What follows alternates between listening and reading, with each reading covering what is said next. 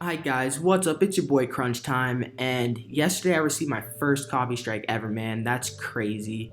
Like, it was immediate. Literally the moment I uploaded the video, it got copy striked, and I don't know, that might sound dumb and obvious if that's how it usually works or something, but I'm new to this whole YouTube thing, and I was under the impression that it would take maybe a couple of hours for YouTube to flag that video and copy strike it. I just didn't think it would be so immediate. So I guess if and when I do start making money off this channel, I won't be getting any money from that video, but I'm okay with that. I'm not necessarily doing this for the money. I just like talking hoops and enjoy the process of creating content and putting out that content for you guys. So I'm not bugging too much. I just want to share that story with y'all because I thought it was kind of funny. But yeah, let's get into this video. I think it's pretty self-explanatory. I'm going to be ranking who I think will be the top 10 shooting guards by the end of next season. Before we get into the video, don't forget to leave a like down below and subscribe. Or don't if you don't feel like it. I can't make you do anything. I'm just a guy making YouTube videos. So without further ado, roll it.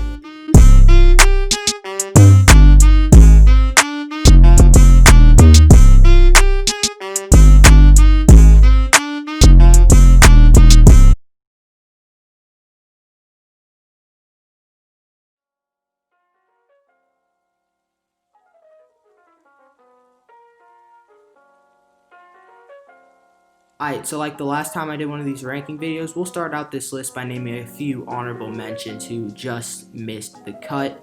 And those are Marcus Smart, Caris LeVert, Shai Gilgeous-Alexander, and Jrue Holiday. All of them just missed the cut. I feel like Shai, out of all these players, has the best chance of jumping into the top 10 next season, but I have him just outside mine at around 11 or 12.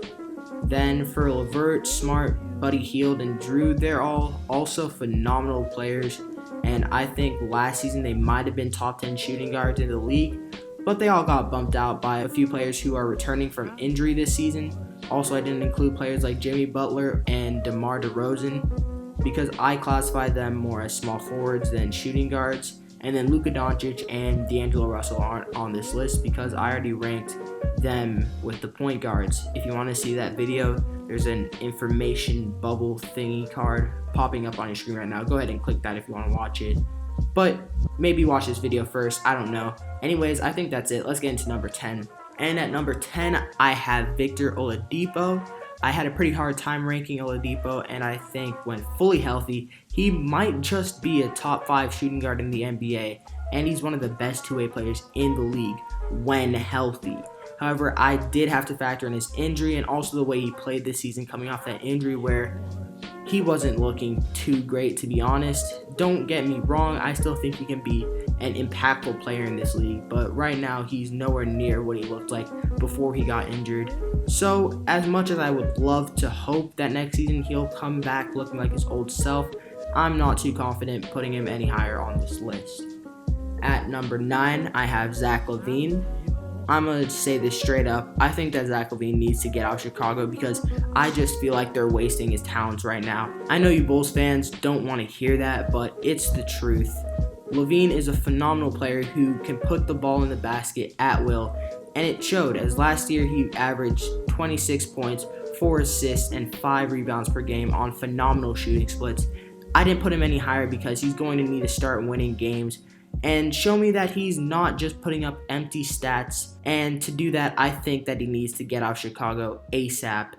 But really, I don't know because I have a feeling that the Bulls might surprise a couple of people next season because they just fired Jim Boylen, who was a terrible coach, by the way. And they have a decent young core of LaVine, Wendell Carter Jr., Lauri Markkanen, and Kobe White. But on the other hand, there's a very real chance that doesn't happen and that the Bulls might not even make the playoffs, and that's why I can't reasonably put LaVine over any of the players above him who have all contributed to a team that has achieved at least some level of success. At number 8, I have CJ McCollum. CJ is a solid player who complements Dame's game to a T. As a second option, he averaged 22, 4, and 4, and he shot the ball very efficiently.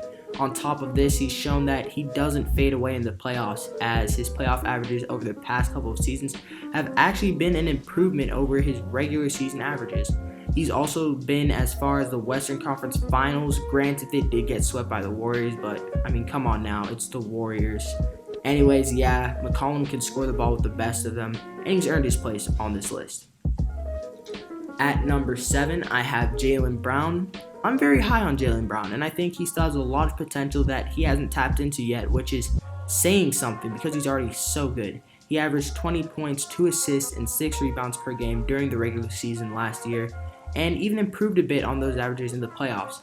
Then in the Eastern Conference semifinals against the Heat, there were stretches in games where he played like a superstar, and this was all while basically being a second option behind Jason Tatum. So next year, I honestly think that Brown will be an all-star, so I definitely feel confident putting him here on the list. At number 6, I have Paul George. So I didn't know whether to put PG on this list or the small forward list, but he ran shooting guard for most of last year, so I'm putting him on this one. Now PG is such an interesting case because literally last season, which I know feels like a decade ago, Paul George was a top 3 MVP candidate and top 3 Defensive Player of the Year candidate. And then we come to this year, and in the playoffs, it looked like he shouldn't even be in the starting lineup. And he's got nicknames like Pandemic P and PG 13%. But while he did drop down a couple spots for me, I still think Paul George is a phenomenal player. He's one of the best two-way players in the league, and I think he'll bounce back next season and show people exactly why he was top 3 in both MVP voting and DPOY voting just 2 seasons ago. At number 5, I have Donovan Mitchell. Not much to say here. At 24 years old, Mitchell just averaged 36 points, 5 rebounds, and 5 assists in the playoffs on 53, 52, 95 shooting. Jeez, that's incredible, especially for someone so young. And yes, they lost and blew a 3-1 lead, but there is absolutely no way you could possibly blame Mitchell for that, as he did everything in his power to will his team to the W. He just couldn't get it done. I think the sky's the limit for Mitchell, and he's definitely something special. At number 4, I have Devin Booker. Devin Booker is another player on this list who I don't think needs much explanation on why he's ranked this high. I know I put Zach LaVine kind of low on the list because of his lack of team success, so this might seem a bit hypocritical, but there are levels to this thing, man. Like, Devin Booker is just such a good player that he has earned this high of a spot despite any team success whatsoever.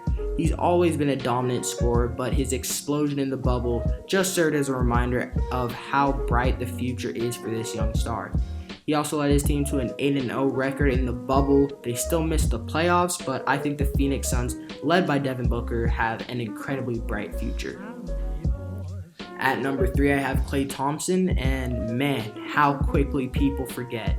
Klay has been out for a year, and I feel like everyone's already forgetting how good he really is. This is a guy who fits in literally any system, and I think if he comes back 100% healthy, then he could definitely be the second best shooting guard in the league, but I wouldn't hold my breath on that happening.